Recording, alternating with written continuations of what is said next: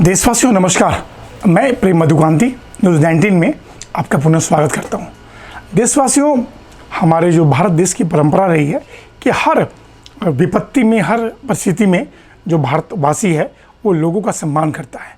आज हम अपने न्यूज़ रूम से ये खबर आप तक पहुंचा रहे हैं और फिर भी हम स्वागत कर रहे हैं। देशवासियों, 2021 का जो कोरोना है, जिसको दूसरा वेव बताया जा रहा है, वो कई मामले में पिछले वेव से ज़्यादा खतरनाक है। जो सबसे बड़ी बात है कि हमारे भारत देश में एक संवैधानिक संस्था है जिसको लोग लोकसभा के नाम से जानते हैं। हमारा लोकसभा हमारे 135 करोड़ से अधिक जनसंख्या निवासियों का एक ऐसा उनके जनप्रतिनिधि चुनकर उस लोकसभा में अपनी बात को रखते हैं, जो कि आम मानव के दुख दर्द की बात को वो बताते हैं।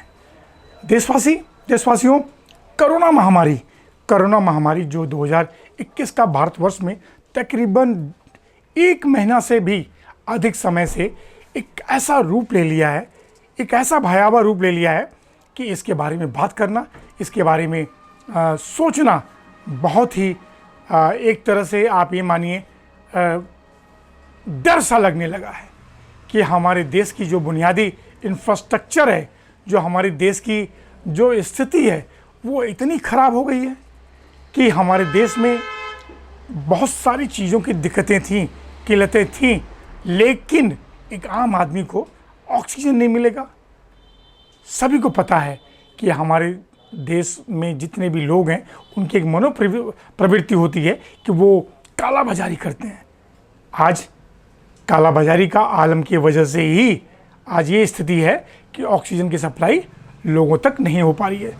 दिल्ली हो, यूपी हो या देश के बहुत सारे ऐसे प्रांत हैं जहां लोगों की, युवाओं की मौत हो रही है। देशवासियों, हमारे देश के जो प्रधानमंत्री हैं, इनका पूरा नाम नरेंद्र दामोदर मोदी है, उन्होंने इस 2021 कोरोना काल में अपनी कोई भी सक्रिय भूमिका नहीं निभाई। ये हम बहुत ही जिम्मेदारी से ये बात कहेंगे, क्योंकि कभी भी कोई जिम्मेदारी होती है तो मुखिया की होती है। अगर हम ये जिम्मेदारी स्टेट को, मुख्यमंत्री को या उन सबको बांटते रहें तो ये एक तरह से उचित नहीं होगा। हमारे देश के मुखिया ने ये बात समझते हुए कि कोरोना महामारी का रूप कुछ भी हो सकता है, न किसी वैज्ञानिक को पता, न किसी डॉक्टर को पता, उसके बावजूद भी उनकी टीम ने कोई भी ज़मीनी स्तर पर अस्पताल से संबंधित, ऑक्सीजन से संबंधित या जीवन रक्षक दवाइयों से संबंधित कोई भी बड़ा कदम नहीं उठाया, बल्कि कोरोना वेव के ठीक पूर्व टीका उत्सव का एक आयोजन करना स्टार्ट कर दिया कि भाई टीका उत्सव जो है वो एक बहुत बड़ा आयोजन है।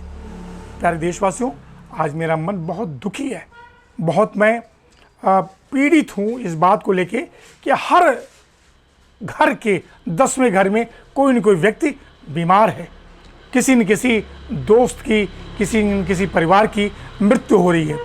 पहले वेव में ये था कि 50-60 साल के बाद बहुत लोग कहते थे टीवी पे आके कि भाई जो बुज़ुर्ग हैं, जो सीनियर सिटीजन हैं, वो घर के अंदर रहें क्योंकि कोरोना उनको ज़्यादा नुकसान पहुंचा सकता है। लेकिन आज इस बार बिल्कुल उल्टा हो गया है।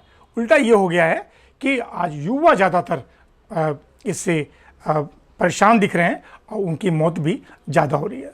देशवासियों, जो सबसे बड़ा सवाल है, आज़ादी के बाद, यानी मैं अपने जन्म की बात करूं, बहुत सारे लोगों ने आज़ादी के बाद भी इतना मौत का तांडव नहीं देखा होगा कि कभी शमशान में इतनी लंबी लाइन लगी हो। सोचिए क्या आलम है, जिस परिवार पे ये विपदा बीती है उसका क्या स्थिति होगा। अब हम लोग सही बात, जिम्मेदारी किसी को देने में सोचते हैं कि अगर हम जिम्मेदारी केंद्र को देंगे, मोदी को देंगे या योगी को देंगे या अरविंद केजरीवाल को देंगे तो शायद ये उचित नहीं होगा। लेकिन हमेशा याद रखिए, हमेशा जिम्मेदारी मुखिया की होती है और हमारे देश के मुखिया नरेंद्र मोदी हैं।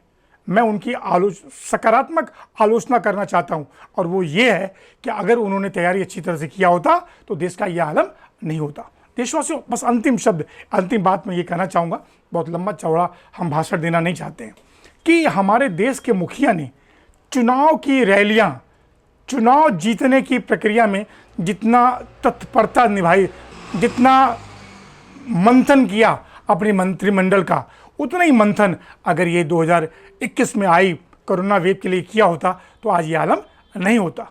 मैं पूरी उम्मीद करता हूँ कि अब जो भी चीज़ें हो गई हैं, लेकिन आने वाले समय में सरकार को ऐसा सकारात्मक कदम उठाए जिससे कि लोगों की जान बचाई जा सके और उनके जीवन की रक्षा की जा सके। मैं प्रेम मधुकांति, न्यूज़ 19 गाजियाबाद।